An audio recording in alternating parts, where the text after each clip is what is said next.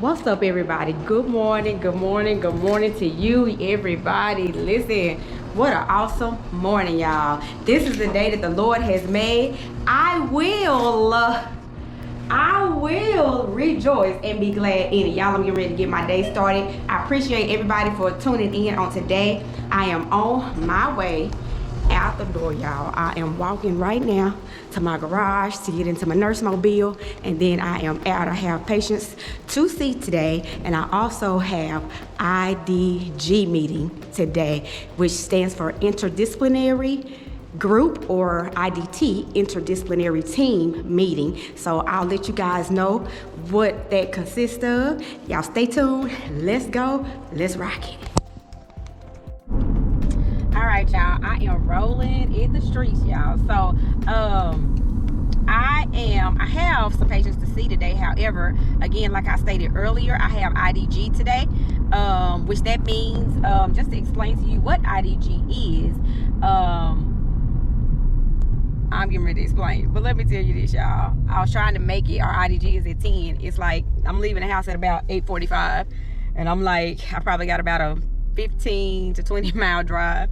So I called myself trying to hurry up, like, let me go at least see one patient, and then because this patient that I was getting ready to go see, I normally see them on this day and early, but since I actually took over another nurse's patients, I'm having to readjust my schedule. So and I'm also having to switch IDG days. So normally my IDG was on Wednesdays, but now it's falling on a Tuesday, so at 10 a.m. okay. So I just stopped dead in my tracks, y'all, and was like, you know what, I ain't gonna make it. Let me just come on back to the house. Let me get my car washed, because honey, everybody knows. If you don't know, now you know. I cannot roll around dirty. Sorry. I just can't do it, y'all, because honey, I have a black car and it is brown right now, and we're not gonna be doing the brown car. So man, I wasn't trying to change colors, honey. I liked it black, and I wanted to stay black. So, but anyway, y'all, so I am actually pulling back up at home, because like I said, I know that it's already 9:08 now, and my meeting is at 10. So I'm like, ain't no sense in trying to chance that, and darn, you're probably gonna have a wreck trying to get back, you know. So I'm like, let me just follow my first mind. Always your first mind is your spirit mind. So I'm like, let me follow my first mind, just stay at home and just wait till it's over, then go see my patients. However, just to explain to y'all what IDG is a meeting that goes on every other week. This meeting consists of everyone that's responsible for their patient's care. So you have the RN. Well, you have the DON first. You have the DON, which is the director of nursing. You have the registered nurse, case manager. You have the chaplain. You have the social worker, and you also have the doctor on the line. The only people that you do not have is your aides. They do not have to be a part of the meeting. So it's just us, and what we do, we discuss our patients. So we read, you know, and the patient it can be a new patient. If it was a new admit patient, then of course we will read to the doctor, you know, the patient's different comorbidities, and why that patient is on hospice, and what qualifies that patient for hospice. So we'll read all of that, you know, to the doctor, and if you have any questions or concerns, then of course he asks his questions, and we try to answer them as best as we can. For a new admit, now we're doing recertification.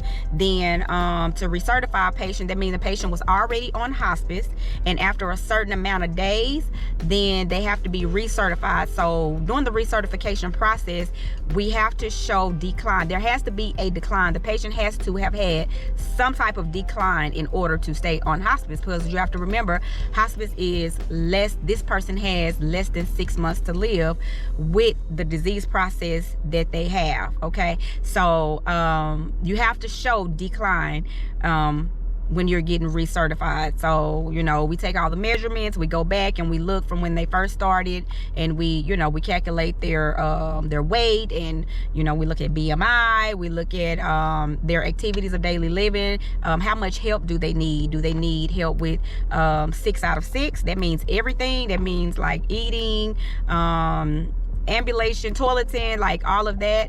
Or is it 4 out of 6, 5 out of 6? Or if it was 6, if they started with 6 out of 6, was there a decline where now they need help I'm sorry, if they started with 5 or 4 out of 6, and now the doctor, or we're looking for, was there a decline where now they need help with 5 or 6 out of 6. So just to give you an understanding on that. So we're definitely looking for a decline. We're looking for if the patient has had any infections, any UTIs, anything like that. We're always trying to find, something. Now, sometimes you do get patients that really don't decline. It's like you really have to search. You really have to search, look at those vital signs, look at blood pressure, pulse, oxygen, respirations. Have they had a decrease in their respirations? Have their breathing pattern changed? Have their FAST score changed, or, something like that. So we definitely have to, when we're recertifying a patient, we have to look for a decline in order for that patient to continue with hospice. So, but yeah, that's basically what the IDG consists of. The nurse will read basically to the doctor if there's any changes with our patients, and just say we wanted to add, we're assessing, the RN is assessing their patient. So if something happened and I say, okay, well, my patient is feeling more, the family tells me that the patient is feeling, more depressed, or the appetite has changed, and we want to see if it's something we can get for appetite, or something. Then I, as the nurse, as the RN case manager, I'm going to bring that to the table, and I'm going to ask the doctor, is there a prescription, or what would you have me to do for that patient, in order to satisfy the need of the family or the patient, right? So that's what we do. We just lay all our cards out. We have the actual doctor on the phone, and so we are or at the IDG meeting, so we're actually talking to him face to face to get our patients better. Also, we have, like I said, the chaplain is on the line, and they always ask, sometime, well, especially when we start talking, we talk about our deaths, we talk about our admissions, we talk about our recertifications, and we talk about all of our patients in general, just to say were there any changes or anything. So with the deaths, we give why the patient was on hospice, the time of death, who pronounced, and that's really basically it. If there was a death, it's called death and discharge. So even if we have a patient that discharged off of hospice, then we'll read why they discharged off of hospice, their diagnosis, and so forth, just to let the doctor know.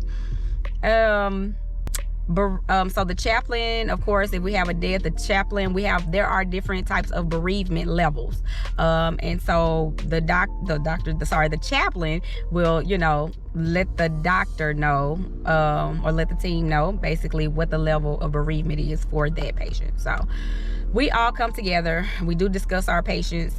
We don't just leave patients out there and just have the nurses come out and just look at them and no, we actually take the time out, discuss our patients, because we want to make sure that our patients are well taken care of. We want to make sure okay, y'all, this is me getting ready. I'm setting up. We have about 30 minutes before IDG. I'm actually setting up my station, you guys. So I'm gonna show you what I have here. Hold on, I'm moving things around because I got some stuff. Okay, y'all, so of course I have my phone. This is my work phone, so of course I have that. That's what I'll be calling in on. I also have, of course, my book, just in case I need to look up a patient. Patient stuff in this book, so just in case I need to look up a patient real quick or find something, I have that available. Of course, I have my pens. I also have my computer that the company actually supplies us with. So I have my computer or my tablet readily available, and this, all of my information, my patient information is here. Little notes that I've jotted down for each patient is also on here as well.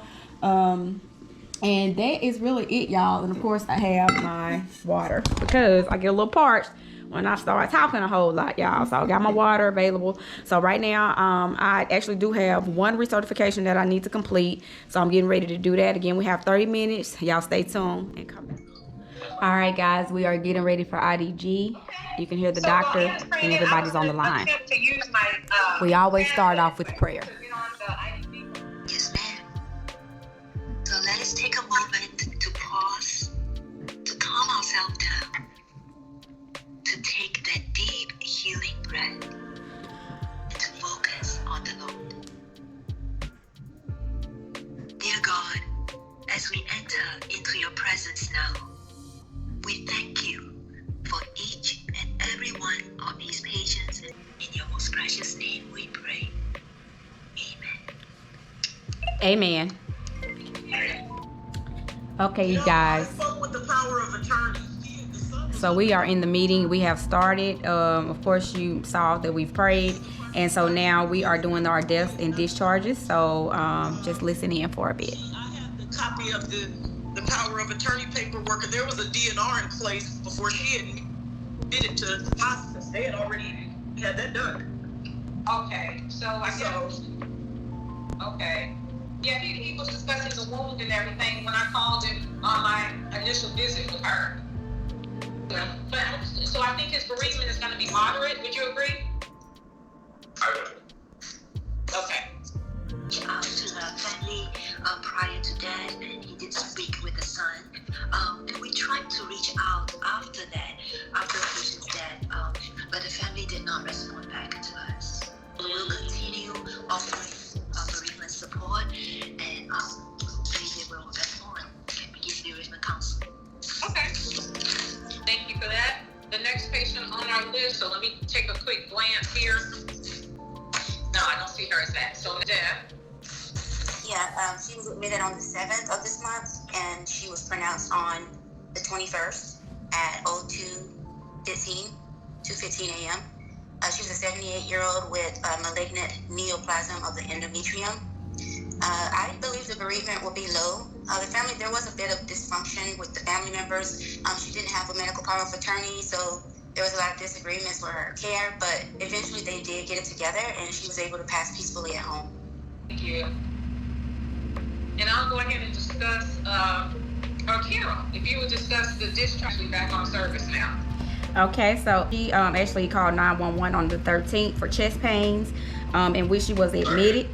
I let that know. Yes. They got her. Okay, so she actually. Okay. Oh, she discharged. She did. She's a discharge. And why?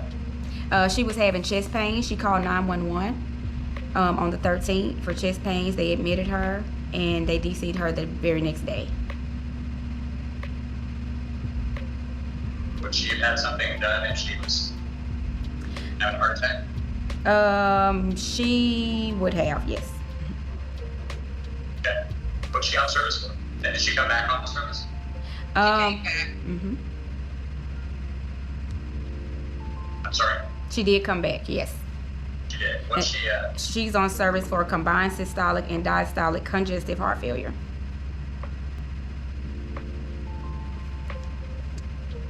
Thank you. All right, so now we are on to admissions. So I'm going to let you just listen in on a little bit of our admission. Other self-care, 50% of 2 meals a day, and she doesn't feel hungry. And she has nausea with eating, she said. Her O2 sat is now currently 90% on room air. What's with the speech dyspnea and hypoxia? I didn't hear a diagnosis that cancer.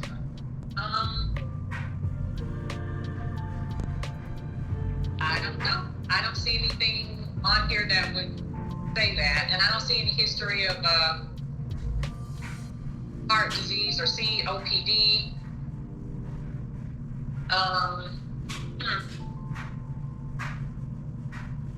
That's all she says. I can look at her H&P. I can pull that up real quick. So I just wanted to turn it down a little bit just to say that a lot of times when the doctor, sometimes it could be a little frustrating reading the patients because the doctor just want to know like stuff that is really no point in knowing about. I think this nurse here, she spoke out and said like she's having shallow breath or something. He's asking about what diagnosis, does she have another diagnosis that corresponds with that? And so set my camera back up, y'all, something went on. But anyway, like I was saying, hopefully you got that last part, that sometimes the doctor wants to know these like little bitty things that really don't matter. It's like it really doesn't matter. So that kind of prolongs our meeting.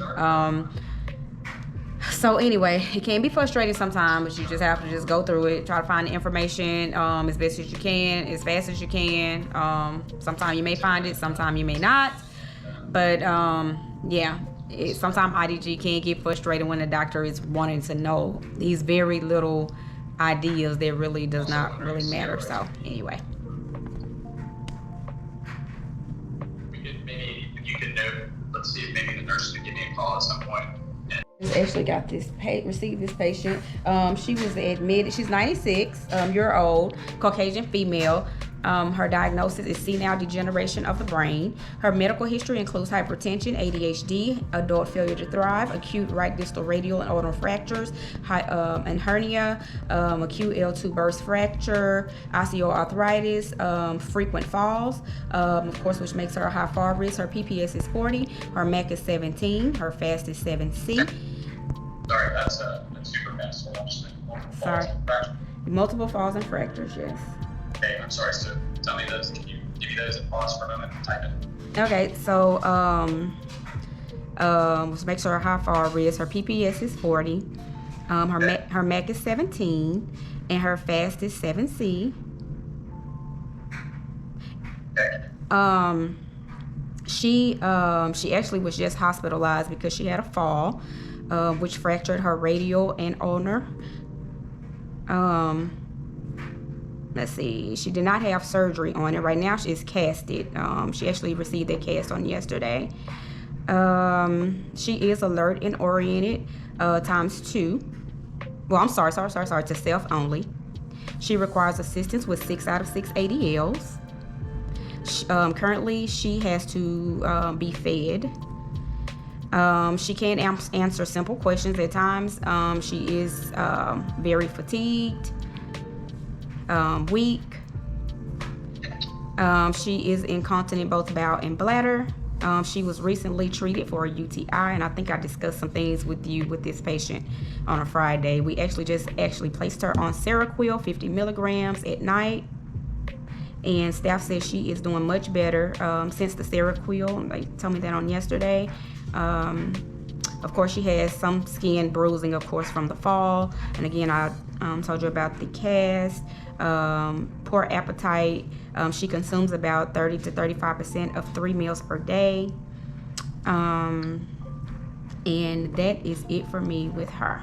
Social worker or urgent care? Oh, social worker, I think he's asking, do you have anything to say about her?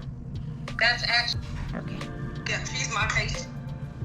But unfortunately, I've yet to make contact with many of these patients. So this daughter I did have contact with the other day just regarding transport to a doctor's appointment. So nothing that I know that anybody needs to be on alert about. But that's all I have. and Yes, the daughter continues to be very involved with patients' care. I visit with her once a month. okay. All right, y'all. I am still actually on IDG. However, I did receive a call that one of my patients was imminent at this time. So I'm having to leave out early. And you guys stay tuned so I can update you. All right, you guys. So, of course, I am on my way to see my imminent patient. Received a call while I was in IDG, or a message that the family called and said they think the patient has had a stroke. The son was stating the patient's mouth is kind of twisted, so he's like suspecting that she may have had a stroke, and plus she's not being aroused at all. So just to let you know that during the active transitioning / could be active, that's why I'm going to assess, but as patients decline and as they get to that point where they're getting ready to become active, those are signs that do occur. The patient, I actually seen this patient on yesterday, and she wasn't easily aroused then. She did open her eyes once, but I could just tell even by the way her eyes looked, the glossiness kind of, and that kind of blank stare, that she's getting ready to pass away soon. Only God knows the specifics, the day, the time, but I would, like I told a family member yesterday, she asked me, like, do I have an estimate, or like, can I tell her about how long she may last? I said no less than 3 weeks. But it may really be no less than a week. She really is transitioning quickly. So I am headed over here to check on her just to see what her status is and just to bring comfort and peace to the family during this time. So he did again state that her mouth was twisted, and during the process of actively dying, patients, when you start seeing their mouth droop, where they're like, and their mouth is just open, that's another sign that indication that the patient is probably getting ready to pass away soon, and mainly it's because of those jaw. The patient doesn't have the ability to close her mouth because those muscles are now inactive, and so you do see those signs when during transitioning or actively dying. So again, I'm getting ready to go assess the patient. You guys stay tuned. Y'all go with me. Thank you. Let's go. What's up, everybody? Okay, I am back from seeing my patient, my imminent patient. Upon arrival, the family member was there at the bedside. Patient was lying in bed. She was actually asleep, and her mouth wasn't, crooked or anything like that. No signs of a stroke. However, I did have to explain to the caregiver that, because she's currently transitioning over to active death. I really wouldn't give her no more. I know I said 3 weeks earlier, but as of today, I'm going to say at least no more than a week, maybe this weekend, possibly, because one thing about it, she has stopped eating altogether. She's not even eating, she's not drinking, and once the appetite is gone, once a patient stops eating or drinking, then the decline is pretty rapid. So I told him, of course, I'm not God, but God has his time. But just for me, just looking and assessing, her physical signs and symptoms, I would just say possibly this weekend. However, I did educate the caregiver on the end of life signs, which, like I explained again earlier, the mouth, sometimes the patient loses the control of their mouth muscles, and so that's why the mouth may droop or hang over or be open. So I explained to him that all of that is just signs of end of life, and I did notice as soon as I got there, the first thing I did was call her name, and she actually looked at me, and I said, let me ask you a question. I said, she was looking like real alert, looking at me. Her eyes are very glossy and watery, and jaundiced at the same time. But you can really pretty much tell she is almost out of here. However, I told her, I said, she looked at me and I said, what you know about Jesus? I said, he's all right. And her eyes got real like wide open, like even more wide open. So, yeah, but like I said, she is transitioning over to active. She will probably become active in the next couple of days, is what I'm thinking. So the first thing I asked the caregiver was about funeral arrangements, because that's the thing. When a patient is actively dying, and once they have passed away, we always want to make sure they have two important things. That's a DNR, so do not resuscitate, being on hospice, and we also want to make sure that they have a funeral home.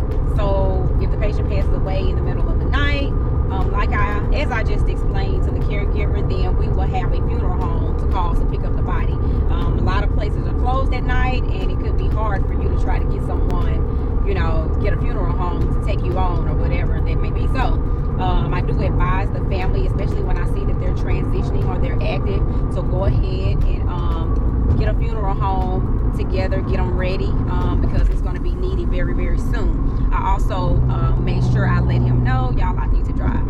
So I also made sure I let him know to go ahead and call the family if he has not called any family members, to go ahead and come to see the patient. So that was actually it. My patient's vital signs were actually great. Her blood pressure was actually great, and it has been kind of high because she is a hypertensive patient and she hasn't been taking any pills, so it's been high during my last